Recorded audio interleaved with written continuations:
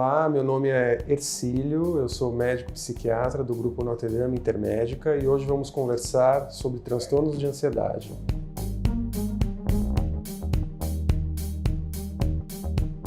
Ansiedade é uma sensação de desconforto, de preocupação, de inquietação, que pode ser fisiológica, ou seja, nos acompanha em determinados momentos das nossas vidas, quando, por exemplo, eu tenho uma prova importante, quando eu tenho algum teste, quando eu vou ser avaliado, quando eu estou preocupado com alguma situação específica. Mas, se eu tenho saúde, se eu estou bem, posteriormente esse sintoma desaparece.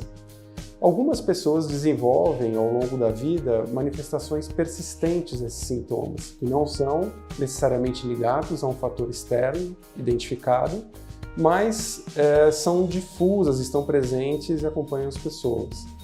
Dentre essas situações, nós conseguimos identificar algumas que são muito específicas, não é? Por exemplo, dentro dos transtornos, o transtorno de ansiedade generalizada, que é um transtorno em que o indivíduo tem uma sensação difusa de ansiedade, preocupação, inquietação, irritabilidade, fadiga, e pode viver o tempo todo com essa sensação de desconforto.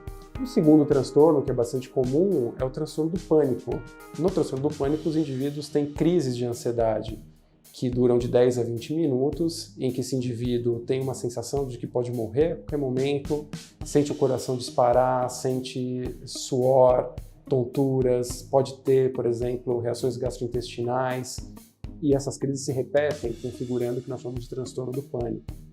Uma outra modalidade de transtorno de ansiedade são as fobias específicas. Então, uma das mais comuns é a fobia social, pessoas que têm dificuldades, por exemplo, de falar em público, de se expor em situações em que vão encontrar muitas pessoas e acabam com isso adotando um comportamento mais recluso, isolado. E, por fim, também bastante presente o transtorno obsessivo-compulsivo, que é um transtorno em que o indivíduo tem obsessões, por exemplo, um que é muito comum, uma obsessão de limpeza. Então, eu tenho uma obsessão que eu tenho as minhas mãos sujas e eu tenho uma compulsão de lavar as minhas mãos diversas vezes. Ou uma obsessão de verificação, que a porta pode estar aberta e eu verifico a porta inúmeras vezes. Isso sempre acompanhado daquela sensação de desconforto, de inquietação, de ansiedade, como eu citei.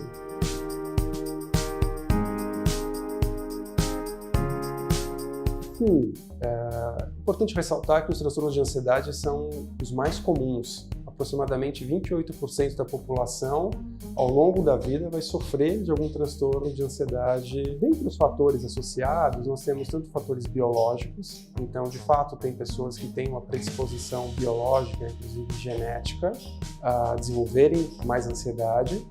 E também, esse é um grupo de transtornos que tem uma grande influência do meio, do ambiente no qual a pessoa está inserida. O que quero dizer com isso?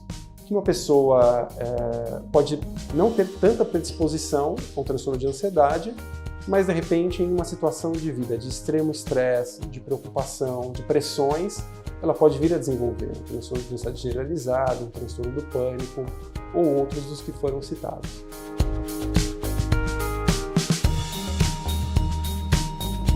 Dentre as causas mais frequentes, essa de um ambiente hostil, de um ambiente no qual a pessoa se sente desadaptada.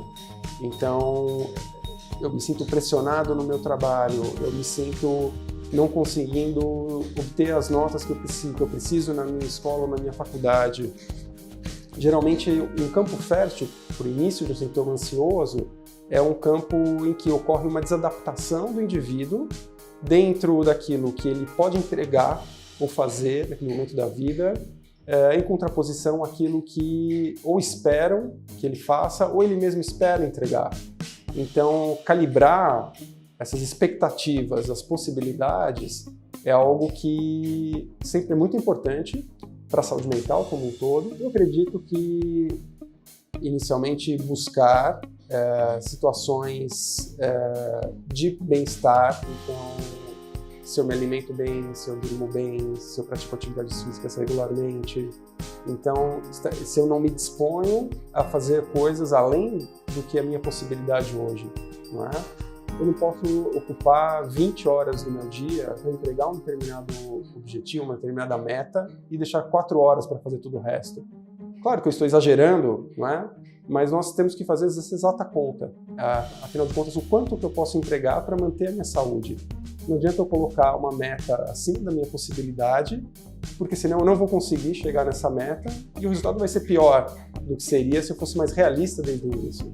Então sim, eu tenho que ser mais realista e viver entregando o que é possível em cada momento da minha vida. Além do que, a partir de um certo momento que os transtornos ocorrem, nesse momento eu tenho que buscar ajuda especializada. E essa ajuda, ela existe, né, e está disponível.